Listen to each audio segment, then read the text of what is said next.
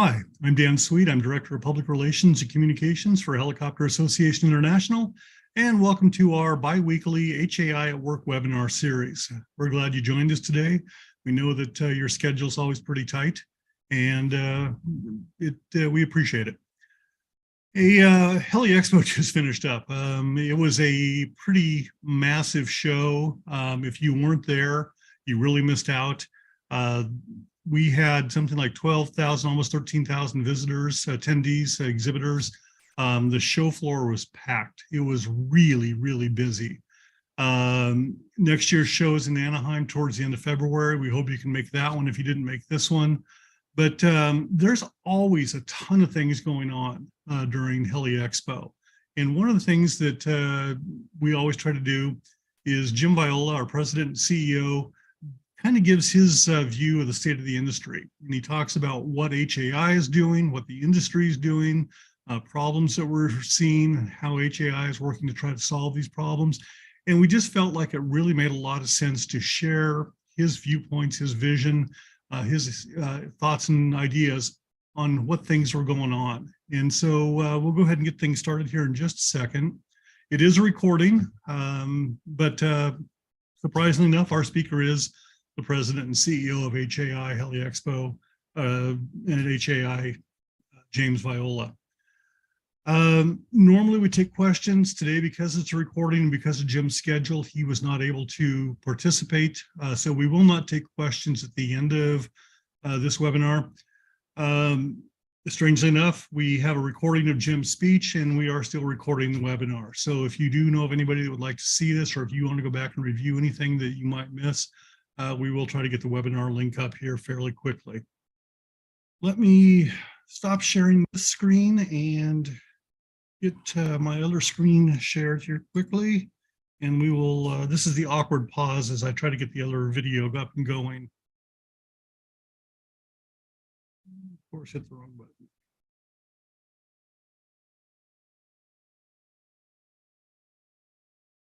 Okay, here we go.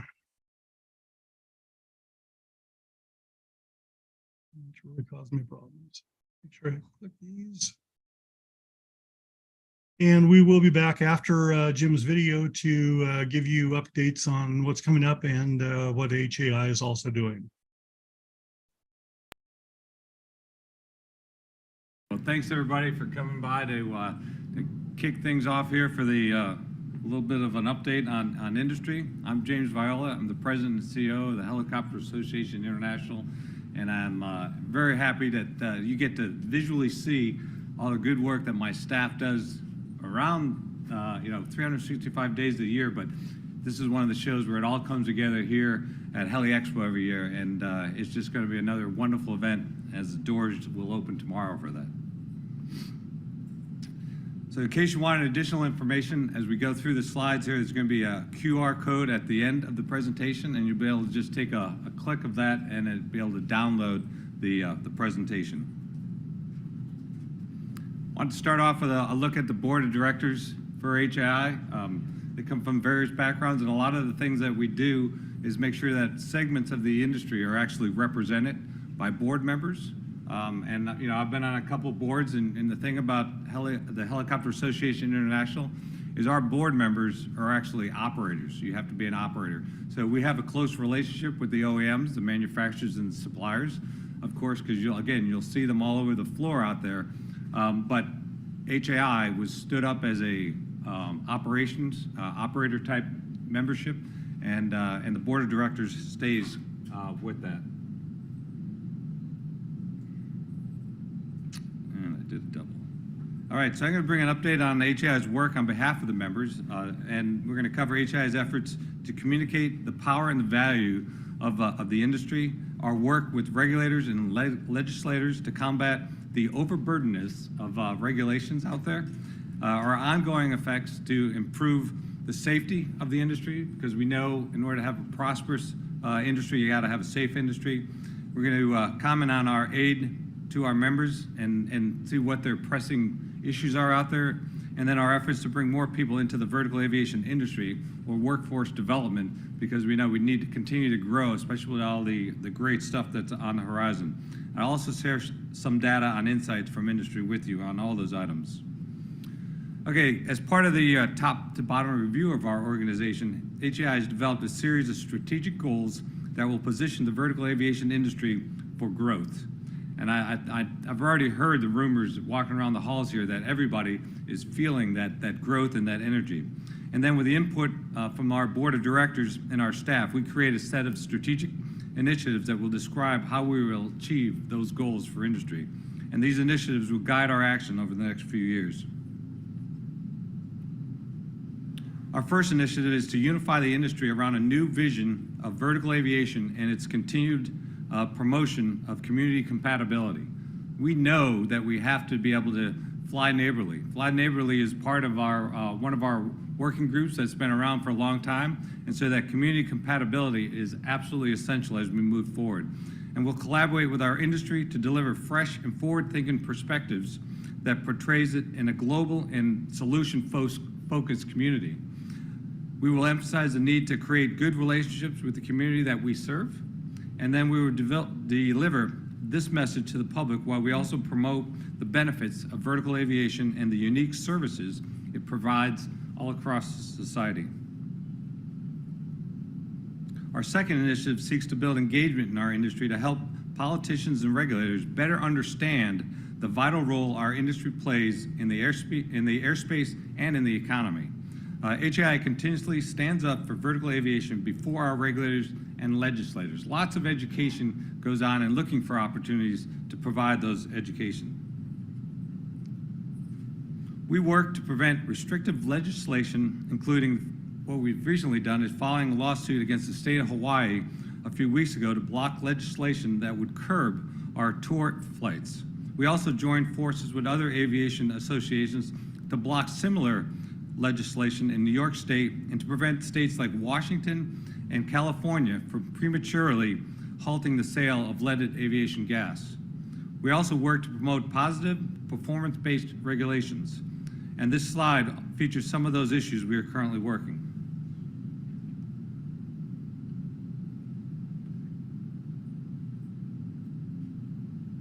Our government affairs team is currently working closely with Congress, ensuring the interests of vertical aviation are promoted and protected in this upcoming federal FAA reauthorization bill. I mean, that's what's going on right now in DC as we're down here. A lot of folks are still pretty busy up there because when Congress is in town, we know it and we feel it when you live in the area.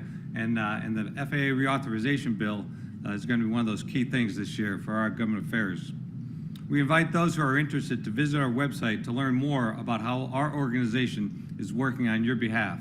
And if you see something we're not doing, by all means, let me know. Our third initiative concerns a cause that HAI has been pursuing for most 75 years of our existence, lowering the accident rate in vertical aviation community. It has become one of the toughest things to do. Around the world, we just see too many accidents, and the helicopter accidents seems to always make that front page. So we have to have a safe industry in order to be prosperous. And these accidents are not new accidents, and they're not really based on different parts of the world. They're the same accidents that you see. And I know we had a safety forum kicked off this morning, and you can look at some of the rates from the U.S. helicopter safety team, as well as the vertical aviation safety team, and some of the stats and the good work that's being done there. But over the past few years, we've continued to work to promote safety. And the safety in the vertical global is a global issue, and we're working with ICAO, and ICAO and myself co-lead now what's called the Vertical Aviation Safety Team. The Vertical Aviation Safety Team is what we grew out of the International Helicopter Safety Team. And again, working with ICAO, we now have the global safety plan that we're trying to achieve for the industry. So Chris Hill, our Senior Director of Safety, has been tenacious about developing new safety programs and tools for the industry. Some of our programs are for our members, but we also have teamed up with VAST and the U.S. Helicopter Safety Team and EASA to produce products like the 56 Seconds to Live that are available to everyone. And you'll see some of that down on the floor, so please visit the safety area. By the way, HAI is participating in a second anniversary of that 56 Seconds to Live program on Wednesday at 3 p.m. in the Rotor Safety Zone. So please stop by and check out the Rotor Safety Zone. As we look at 2023 and beyond, one of HAI's core objectives is to elevate global safety culture.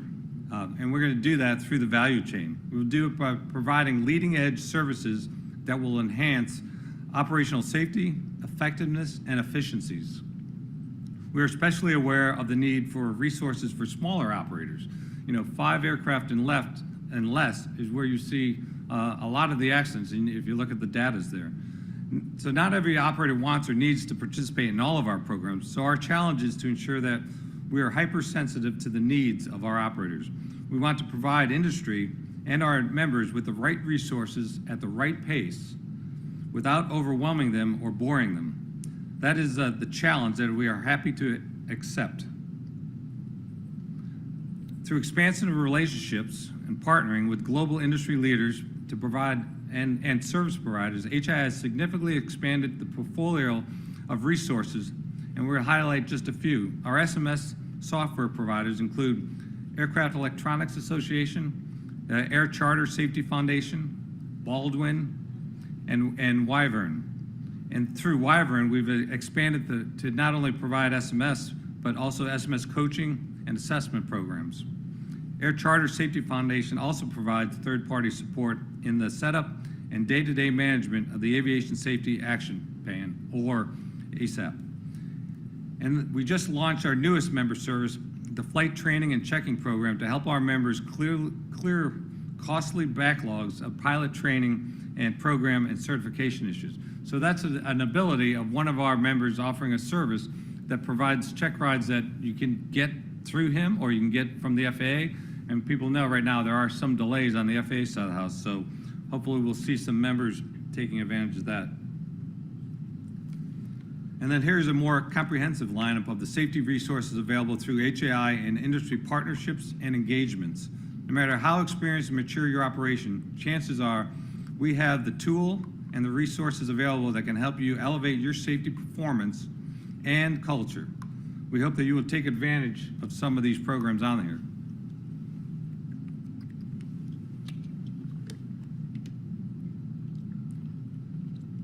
Our fourth initiative is to develop business resources that help companies elevate operational performance.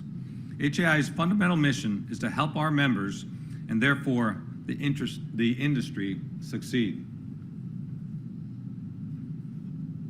Here are some of the resources that we are putting into the hands of our members. Health insurance coverage for individuals and businesses through our partners with LIG Solutions. Loss of license insurance for pilots through our partner Lockton Affinity, and a portal providing our members with articles, webinars, and downloadable guides on aviation law. On Thursday, March 9, HAI staff will provide several classes for members who want to improve their performance in social media and crisis communications as well.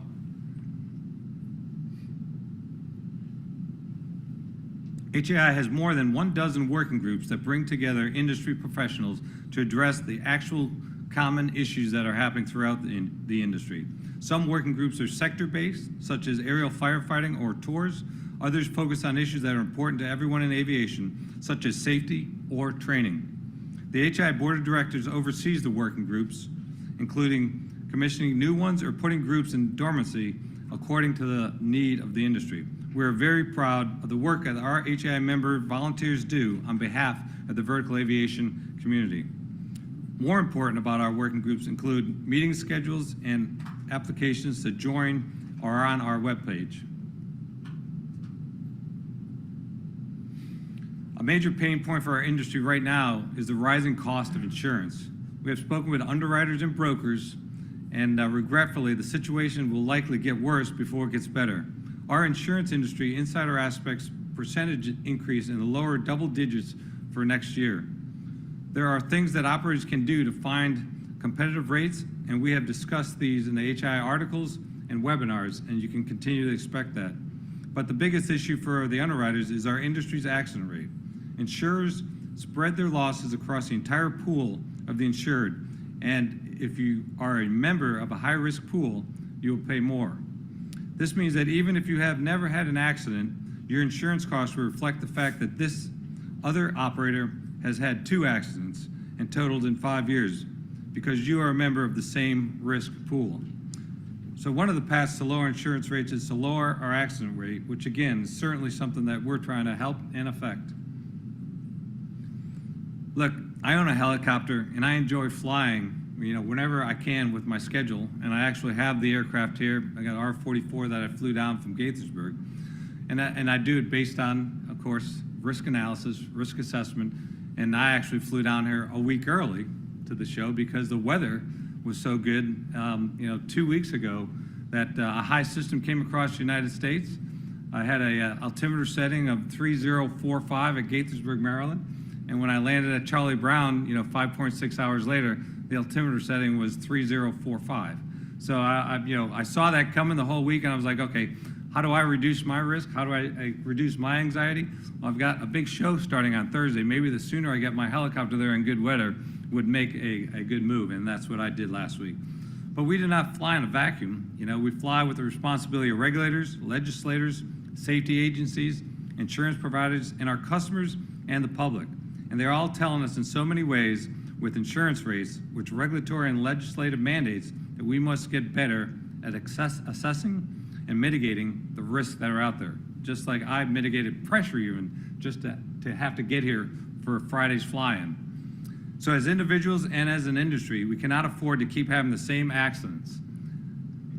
Until our accident rate goes to 0, HAI will continue to expend the safety tools and expand the safety tools that we offer to industry and our members to help. Visit the HAI Rotor Safety Zone to learn more about our safety programs, particularly our increased support of operators who wish to implement safety management systems in their organization. And the HAI Board of Directors has created a HAI working group to address the high cost of aviation insurance.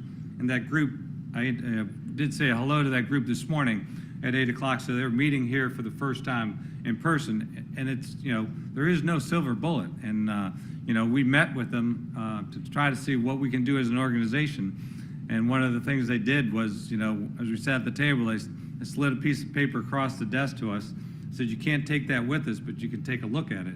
And it was just all the payouts that they had in the previous 12 months. And that's what's keeping our insurance rates up there.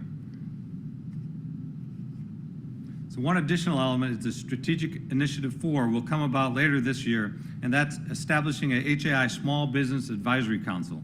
We know that the smaller companies in our industry have different needs than the larger companies with more resources. And if they are HAI members, we need to hear from them about challenges and how HAI could help. I mean, essentially, we're looking at it, what can we assist small businesses with where you're not competing? And number one, you've heard me all morning now talk about safety, and that's certainly an area where there's no competition. Everybody has to be safe. So helping our members succeed is the core of HAI's mission, and this council will help us identify and do that. Because success for our members, again, means success for the industry. Our 5th initiative is to develop a pathway that attracts and maintain the best workforce in the world. As an industry, we have realized that we can no longer rely on the people who are fascinated by vertical aviation to fill our cockpits and hangars. There are just not enough of them. So we have to help recruit them. We have to go out there, find that future workforce, and provide them with attractive opportunities. So HAI has created a working group that addresses another significant issue facing our industry, workforce development. Analysts predict that the current shortage of pilots and maintenance technicians could last another decade or more. Unemployment now is at a near record low, and many of our industries are also facing labor challenges. To address this challenge, we need to reach outside of our industry and communicate with some who do not know us very well, especially young people, and here are some things that the general public should know about it. There is significant career potential in vertical aviation, and if you look at all the new vertical vehicles that are coming forward and the opportunity to get involved in creating and helping the success there. College degrees are not necessarily required for either the pilot or the maintainer of those vehicles. Airliners fly routes, and helicopters in these vertical missions, or vertical aircraft fly missions. They don't go from that, JFK to Los Angeles. They get out there and actually interact with the community. So we are the logical industry to introduce advanced air mobility into our skies. So people entering our workforce today will get in on the ground floor of something that's coming and will be around for a long time. The HAI Workforce Development Group will work with companies to change the way we promote ourselves and develop pipeline programs with high schools and colleges. We also need everybody at this show through Vertical Aviation to spread the word about how great a career opportunity is. And the word that goes along with all that, of course, is mentorship. Taking someone and showing them the road that you had, and then figuring out how, what are some of the goals that they want to achieve, and then helping them, give them some sound advice. In addition to the Workforce Development Group, we also are working on other methods to stimulate employment in our industry. For example, on Thursday, we will bring over 100 Atlanta area high school students to the show floor. Also right now, on the top floor of this building, we are holding the latest in our series of Mill to Civ workshops going on. There are a Mill to Civ team of veterans who have made successful transition to the civilian industry, and they'll share their knowledge, their experience, and providing paths for those that are also following them out of the military. We'll also hold our annual career fair tomorrow. It is in the same room where the Mill to Civ transition event is taking place. Just a few years ago, the career fair was a place to distribute a resume with hopes that someone would eventually call. Now these companies are here ready to hire.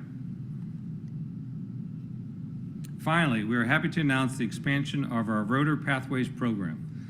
The initiative, an award-winning program, brings government, educators, and industry together to create funded pipeline where high school students are introduced to our industry and then provided with the aviation education opportunities and internships and job placements with industry partners. The state of North Dakota just joined our launch program, and the state of Utah, and we have been looking to extend the program to even more states. So if you think that you've got some connections that you want to share with my team in your state, please take advantage of that opportunity here as you're walking around the floor. So that is what HAI is doing. So let's take a look at what else has been going on in our industry. Let's get started by looking at the companies that put us in the air, the manufacturers or the OEMs, including AAM companies. Overall, the OEMs seem to be coming out of the pandemic period in good shape. Sales of new and used helicopters were sluggish in the first few months of 2022, but considering now as we come out of a global quarantine, a slow start to that year was not unreasonable. There have been some late signs that the industry has been coming up with a great rebound now. Sales began slowly to increase in North America and Europe later in 2023. The record numbers from the third quarter indicate that total helicopter sales were up just over 6% from the previous year, and it appears that those numbers will continue to grow throughout 2023. I think we're going to have a really good show here, and certainly as I walk around the floor and talk with some of the OEMs and see what their goals are and what later in the week if they achieve those goals, and I expect they all will, just the way things are shaping up in the atmosphere here. So I predict as you talk with the companies on the show floor that you will find a lot of cause for optimism as things are rolling forward.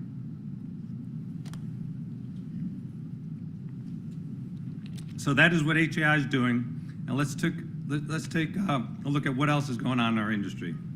Let's get started by looking at the companies that put us in the air. All right, is that the same slide, huh?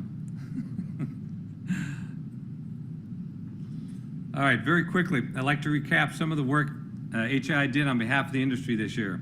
Some of our advocacy highlights included working with other aviation stakeholders. We pursued solutions on the 5G interface, interference that has been going on.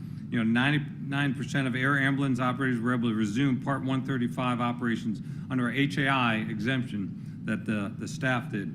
We responded to a number of state and municipality attempts to restrict flight operations. We're trying to make sure that we don't lose ability to do what vertical aircraft can do. It included measures in New York State and Hawaii. We also led a campaign to help industry submit air tour management plan comments to the National Park Service. And the NPOG will actually be meeting, I think, on Wednesday and Thursday here. HAI promoted the inclusion of the Advanced Aviation Infrastructure Modernization Act by Congress and 6 other aviation programs in the Consolidated Appropriations Act of 2023.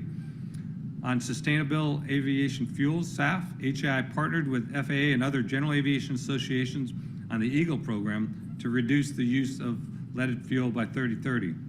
We are also urged for key tax credits that will apply to some SAF sales and use in the calendar year 2023 and 2024. So it was a busy year for HAI's education program also. We issued over 700 wings, AMT, and IA renewal credits. And then if you walk around here, you see all the classes that are going on, some of the accreditation that's happening in all sectors of the vertical aviation. HAI Expo 2022 was great. We're more than, again, we had 38 attendees of the professional education courses, of rotor safety challenge sessions, and manufacturer technical briefings. Again, same stuff happening again this year. And then the VAST Global Conference, which we held in Texas, had 220 attendees from 14 countries, and we're looking for opportunities there with the VAST of, where the future locations are going to be. We're South America, other opportunities. So if there's a large vertical aviation event that you think a VAST conference would work with, please, again, reach out to me and drop me a note. 411 people from 5 countries attended the expanded HAI Aerial Work Safety Conference, which was held in Boise, and we'll be back there again in December of this year. And then European Rotors, the VTOL Show and Safety Conference had over 4,000 attendees, over 200 exhibitors, and from 57 countries. So it's good to have the EHA chairman in the back of the room, and we'll be looking forward to Madrid this year for another great show over in Europe. So if you haven't heard of European Rotors, that's another opportunity and it's a good space from HAI HELI-EXPO to keep industry moving. All right, so before I take your questions, I want to mention that the HAI Board of Directors has initiated a rebranding for the association. Some of you may have got they're doing some surveys. We've been talking about it for a while. When I took over 3 years ago, it was certainly one of the things we knew we had to do because we want to show the inclusion. These aircraft of the future. People say urban air mobility, and I say, well, I think the first time we had a helicopter land at the White House, that was kind of urban air mobility. So we don't want to use that word. Advanced air mobility, with the different power plants and stuff that's coming. So how do we make sure that we, aren't keeping people away because we're using the word helicopter? So that's kind of the essence of it.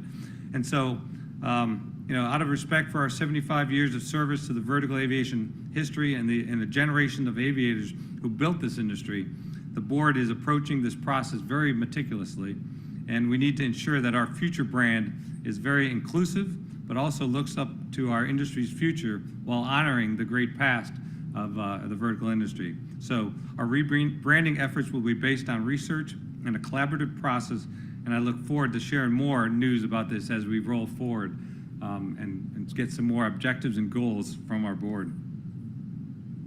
So there's how right now you can just take a snapshot on that, and it's kind of like magic.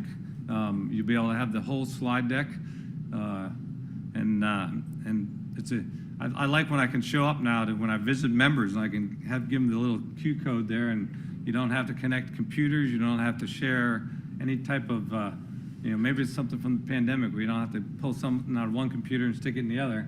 You just take a picture and boom, you got it. So technology is coming. All right, what are your questions for me? And we do. If you have a question, please raise your hand. PJ has a microphone over here. He'll bring it to you. Thank you. Charles Alcock with Aviation International News. You mentioned there the FAA reauthorization bill. Yes. And the work being done on that. You also mentioned, delays associated with FAA. How much of a concern is it that the reauthorization, might not end up with the agency having sufficient resources to get done what needs to be done? Well, I don't think from all the coordination and that we're doing and talking with the leadership that there would be a lack of resources for the FAA. I don't think that's going to be the issue. how they specify those resources and priorities has been what everyone has been talking about. How do you just set the priorities? I think the resources will be there. And then, we're looking in our community, we're looking for, some specific ones. Of course, you've seen a couple actions already by Congress with some money for the advanced air mobility type stuff. And some of the congressmen and senators want to get some of the services that these great future technologies can bring to not to the major cities, but now how do you get to the rural communities? I mean, that's some of the words that I've heard. And then that's when vertical aviation is such a key factor, because you don't need all that infrastructure and those long runways to help the community. So I think the resources will be there, whether it passes on time and what extensions happen. The key thing we're looking for is more solid decisions on leadership with the FAA. Good. And just quickly, when we gather again in Anaheim 12 months or so from now, are you expecting to have a new name? Is this going to be, the something HELI-EXPO show? Well, no, I know we all the work and the background that HAI has and we've been changing is going to continue in that direction. What the name is, I'm not sure. I mean, they may decide to, as part of history, to keep the name and have a tagline. I mean, there's the company we're working with has been working with the board, and we do know that vertical aviation, we want to be all encompassed. We want to make sure that we open the doors, but I'm not sure if getting rid of the word helicopter does that, or just all the good work we're doing right now is sufficient. You mentioned Hawaii, Ken Swartz, Vertical Flight Society. You mentioned Hawaii and New York State. With those bills or the actions that HAI was involved with, was there any deliverable that the industry had to provide as a result of government going a different direction than they were intent before? I believe these were restrictions on either New York City or on flight seeing with those two things. But was there any expectation that the industry would respond in a certain sort of corrective or a different path? So, no, good question. So the question is, I think you're almost saying, did we change course on anything? No, I'm asking whether, Okay. Was it simply federal aviation is federal with these states, or was there something that the industry, in speaking to the states, said we are going to do something Right. as an industry? In other words, was there a promise or an expectation of a change? All right, so Hawaii, Hawaii was a lot of stuff that was going to be overburdensome on the operators, and it was going to, really be costly. So that was the Hawaii issue. We just thought they were, going beyond what they needed to do to industry, and it wasn't going to add safety. So that was the issue there. We are still working on some of the altitudes and stuff in Hawaii. We want to make sure, again, we get the community compatibility. We can, as the industry grows, and we know that helicopters make sounds. When you hear that sound, it's either saving somebody's life if it's landing at the Children's Hospital, or it may be providing transportation.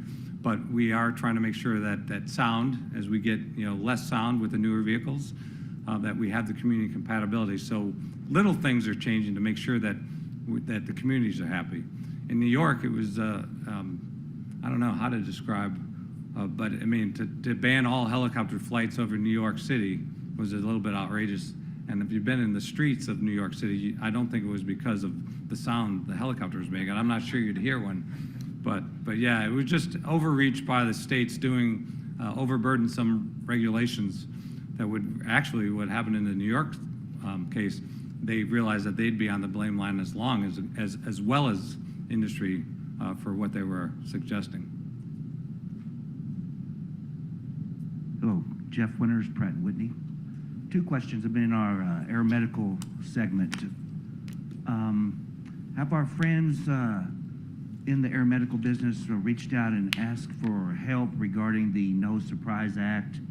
And if they have, what can HAI do to help them with that? And number two, do you support the Air Medical Transport Conference and/or at the Association of Critical Care Transport? I know there's a competition between those two associations, and how do you see that going in the future? Okay, so the first question, as far as the billing side of this house, HAI as an association don't get into the the billing side. So we have, we really haven't done anything on that side, on the No Surprise Act. And as far as trying to help the other associations, I think HAI, and we try to be an association of associations. So we are working with both of those to figure out what resources can we as HAI help bring them together. So again, trying to be more efficient. I think a lot of people learned during the pandemic that you don't have to have all these splinter groups. And if we can bring people together like we have here at HELI-EXPO every year, what are the additional classes that we can have that meet the needs of the certification for both of those organizations, and that they don't have to have that competitive edge there. Hopefully that answers your question. Okay. Any other questions? Well, thank you very much. We've got some beautiful aircraft out there. We got a humongous floor. Hopefully you took good, comfortable shoes for the rest of the week, and we'll see you walking around the floor. Thanks.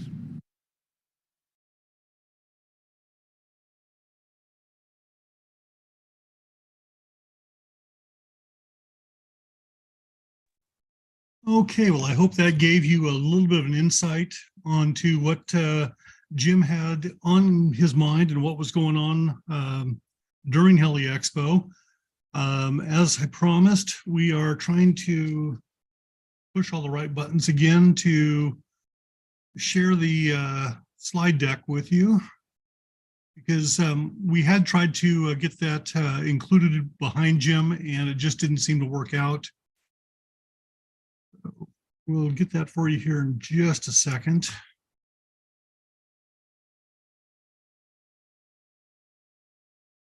There we go.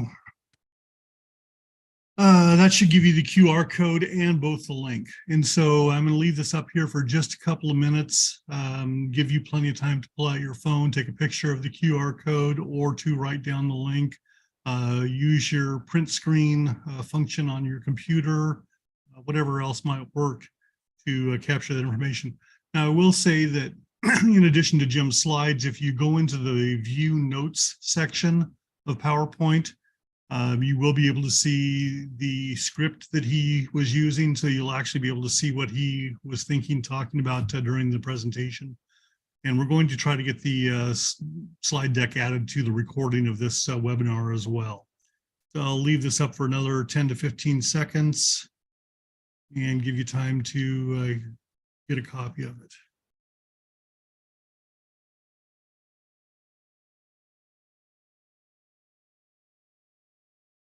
Okay, let's go ahead and get on to the normal housekeeping duties for the webinars.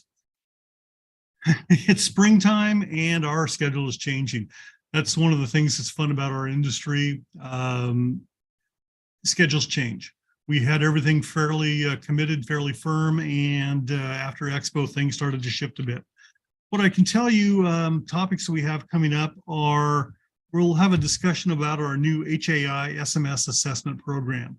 We have really embraced the SMS side of safety. We knew that our members wanted scalable SMS programs, and so we started doing that a little over a year ago, and now we continue to add new elements to the SMS program. So we have projects for flight operations SMS. We have SMS for maintenance. We have SMS training programs available. And so there's a whole bunch of different things that are coming up. And so we'll be wanting to give you a comprehensive look at our SMS program. Other topics include community acceptance of VTOL operations, how to approach the issue, safety culture assessment in aviation maintenance, mixing fixed and rotary wing aircraft and traffic patterns. That'll be an interesting dynamic as it comes out. And we have a couple of other high-level topics on hydrogen-powered aircraft and interviews with other CEOs of other OEM organizations. And so those we'll try to get those publicized as quickly as possible and get that information out to everybody. HAI is about sharing news, very much like our webinars. We like to make sure that everybody knows what's going on. A couple of great ways we do that is with Rotor Magazine. It's an award-winning quarterly publication. It's free to people in the US, and people who live outside the US do have to pay just a small fee for mailing costs. Rotor Magazine, Rotor Daily is our daily news aggregator. It comes out every business day except holidays. And it covers 10 to 15 to 20 of the top stories that are part of the rotorcraft or vertical aviation industry each day. And so we've searched all these out, put them in one spot so you don't have to. We send that directly to your email box. You can subscribe to both projects, both programs at rotor.org/subscribe. Encourage you to do that. Feel free to share that with other people as well. We will have a follow-up questionnaire coming out shortly. We do appreciate any input you can give us on this webinar or future webinars or on HAI in general. If there is something for HAI, we do encourage you to send Jim an email. He talked to a lot of people at HELI-EXPO. He likes to talk to people personally, but if you don't have a chance to see him, send him an email at president@rotor.org. Those go directly to his phone, to his computer. He does see everything. He does share those with our staff for tasking. That does wrap up our webinar today. We are appreciative that you took the time to watch Jim's speech, and we look forward to seeing you again very, very soon. Until then, we ask that you fly safe and you be safe.